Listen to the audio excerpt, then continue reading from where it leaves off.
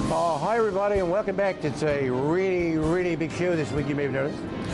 And if you like long shots, boy, do we have a long shot for you. Heather's got a race here at Harris Chester that will blow off your doors. Maybe you even had it. If you did, we're real jealous of you. Right, Heather? Totally. Yeah, because that's like totally awesome, as like I would say. Okay, yes. We've got Artist View. He's been racing in Jersey and in New York now. He's here at PA. Sheer Brilliance, the 2-to-1 shot with Tim Tetrick, and then Shakerosa is in here. We did a little feature on Shakerosa right here on the show a couple weeks ago. By the way, we had that feature. The next week, the horse won in 151-1, proving that I am not a jinx.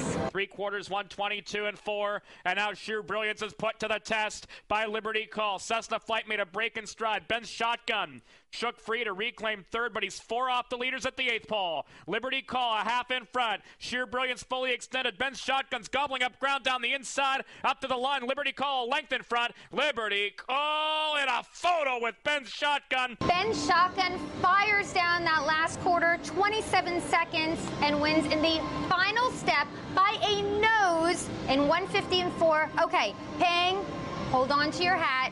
You know, or your flower. Okay, $102.60. Eric Goodell, our winning driver. Oh, you know, it was a total long shot city in this one. Liberty Call 14-1 took second. The exacta was $470.40. Very nice. The horse that was third, Sheer Brilliance, 2-1, but the try paid $2,800. Hello. Okay, Saturday's 12th race at Pocono. Another winner's over, $25,000 lifetime pace. New release with Georgie Knapp was the overwhelming 4-5 chalk. Mr. Excellent was the 9-2 second choice with Howard Parker. Haven't heard that name in an awful long time. Been around for years. Mercedes with Matt Cicali was the 5-1 third betting choice. And with the call, here's Jimmy B. New release, well rested early on, now pouring it on late. Inside Mr. Excellent, outside McCady's tipping out wide Malicious. Top of the stretch, it's New Release. Now George with a couple tugs of the line there, and New Release is responding. He's still out there by 4. This was a real laugher for New Release, who aired in 151-1. Mr. Excellent sat the pocket the whole trip and couldn't get anywhere to threaten the winner. And Sheer Desire off at 6-1, but Dave Pallone got third. All right, now we're going to take it to Susan Ellers. She is one of our new fantastic additions to the show. She's our new handicapper. So get out your pen and your paper, because it's time for As the Wheels Turn.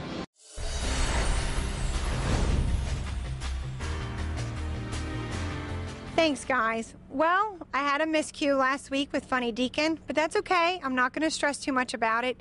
Even Michael Vick doesn't bat 1,000. For my first pick, I'm going to go to the Meadowlands, race 6, the New Jersey Classic.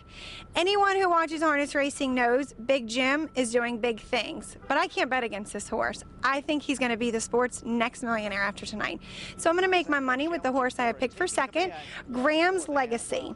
He has post position 9, and I feel if he makes a similar effort this week, then we'll see a repeat of last week's prep. Now going across the country at Cal Expo, race 3 is a $2,500 claiming race with a field of 7. Lakers Are Electric draws inside. He had raced last week, had a little bit of road trouble with the 3/4, but still come home 28-1. I think this should be a slam dunk. No pun intended. Unfortunately, we got to take a break, but when we come back, we're going to go in the bike for some great racing at the Meadowlands.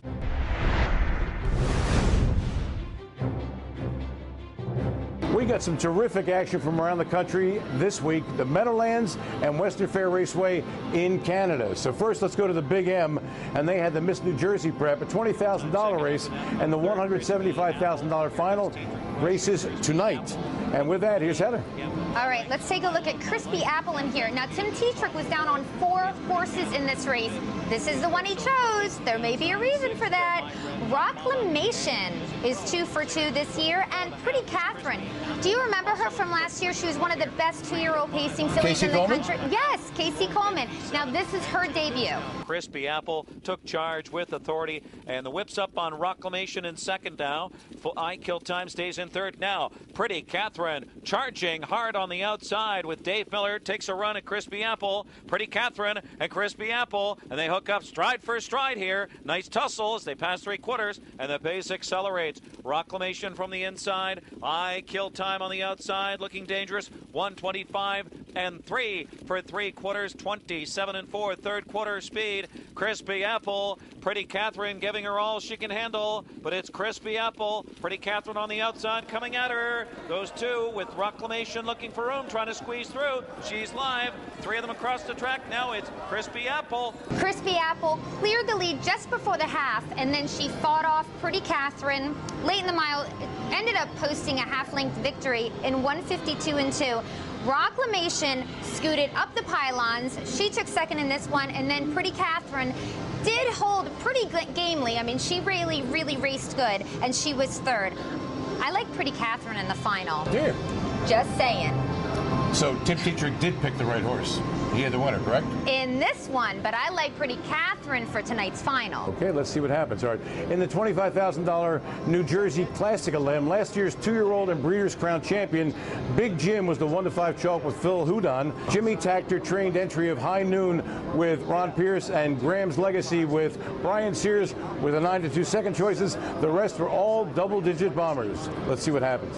And Big Jim is the leader as they near the 3-quarter mark. He's 2 lengths the best of Looking for Adventure, showing the whip in second, then doing time together. Lizard King squeezes out there in fourth. 3 quarters in 1:23.2, 28 seconds in that 3rd quarter. And Big Jim turns for home and looks solid right now. And Big Jim is edged out to a 3-length lead under a hand drive. And Big Jim is drawing clear with every stride. Looking for Adventure, no match in second. Lizard King coming on, roll him up some late pace, but it is Big Jim, and he's throttled down before the line. Big Jim toyed with this bunch, and if they're looking to beat him in tonight's $500,000 final, I suggest bringing pistols along. Big Jim, who owes me no money after last year's Breeders' Crown, in the Elim he went off odds on, and in the final he went off at 3-1. Hello, did I nail him? Yes! Excuse me. But I like getting excited about winning bets. There aren't that many of them. Okay. Big Jim blew their doors off as easy as pie, winning in 1:51.4, and believe me, they didn't hit the bottom of his tank. Graham's Legacy came flying from dead last to get the belly, roll him up, smoke the rest at 22-1 with Tim Teague. And is Big Jim Harness Racing's next big thing, maybe the next rock and roll heaven? Watch tonight's $500,000 New Jersey Classic Final and see for yourself. Let's go north up to Canada, Western Fair Raceway, and Heather's got the first elim of the Rich Molson race. Yes, I do. Art Professor in here is the favorite with JJ Dynamite Jameson. Okay, Atokia starts for the virtually unstoppable Ron Burke stable, and then there's Legal Litigator, who starts for Casey Coleman, and we just mentioned her, she was a 2010 Canadian Trainer of the Year. Down to these two as they turn for home. Inside Art Professor, Atokia still a half length to make up, sprinting hard over the final 8th. Art Professor digs deep, Atokia can't quite get there. Art Professor cuts out the fractions, and here comes Atokia. He comes first up, but Art Professor gets a little too close to Atokia, causes a little bit of interference there, and they put our Professor second. Atokia ends up taking the victory by virtue of that. The race goes in 1:52.1. Third was Rock Me Please. Legal Litigator was fourth, so those top 4 ended up making the final. In the second Molson Malin, foiled again Loom Large, as in King Kong Large, and was 1-9 with Yannick Gingras. The other 7 were given about as much chance as someone catching pneumonia in Africa in 120-degree heat in the shade. Let's see what happens in here. Foiled again, should be tough to catch off these fractions. He leads into the stretch now and kicks away to a 2-length lead. Foiled again now, pouring it on as they come to the end. Foiled again wins by an easy 3 lengths in 1:53 flat. 11-1, Anderlecht was second.